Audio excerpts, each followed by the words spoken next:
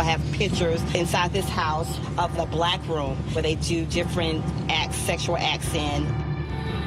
He said, "This is my pet.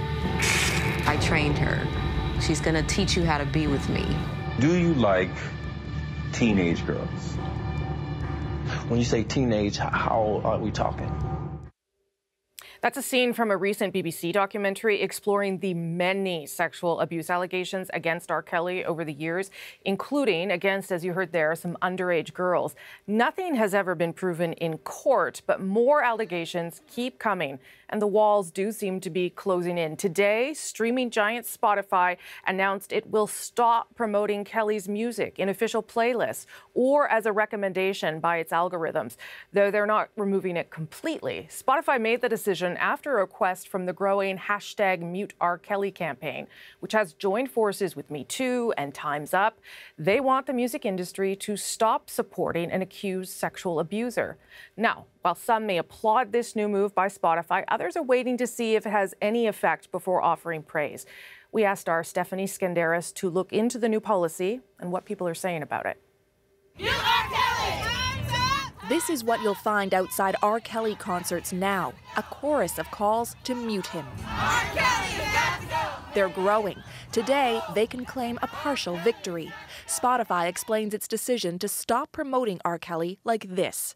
"We don't censor content because of an artist's or creator's behavior, but we want our editorial decisions, what we choose to program, to reflect our values."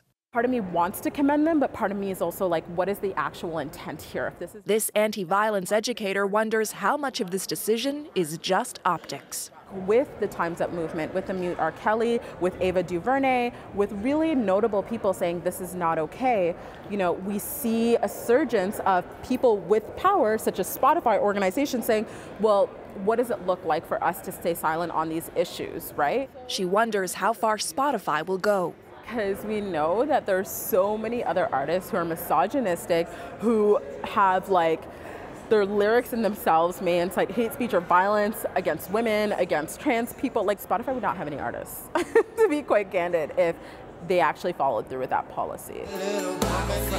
R. Kelly isn't the only artist being targeted. Rapper XXXTentacion, who faces charges including aggravated battery of a pregnant woman, has also been dropped from Spotify playlists. Like R. Kelly, his catalog is still available if you search it. Management for both artists question why they've been singled out. A company finally stepping up. This music journalist says Spotify is walking a fine line. You do ride the line between moral values and censorship, and you don't want to cross it into censorship. She says the climate has changed and Spotify has had to keep up. I think consumers are at a stage where they want to see artists with a bit more integrity and content that has a bit more integrity. And so Spotify actually getting behind the consumer in this way and championing that from a corporate level says a lot. R. Kelly will face more protests this weekend. There are calls for his next two shows in North Carolina to be canceled. Stephanie Skandaris, CBC News, Toronto. And the man at the center of the storm obviously thinks Spotify is in the wrong. Here's some of what R. Kelly's management team said in a statement today. R. Kelly never has been accused of hate, and the lyrics he writes express love and desire. Mr. Kelly, for 30 years, has sung songs about his love and passion for women. He has never been convicted of a crime, nor does he have any pending criminal charges against him.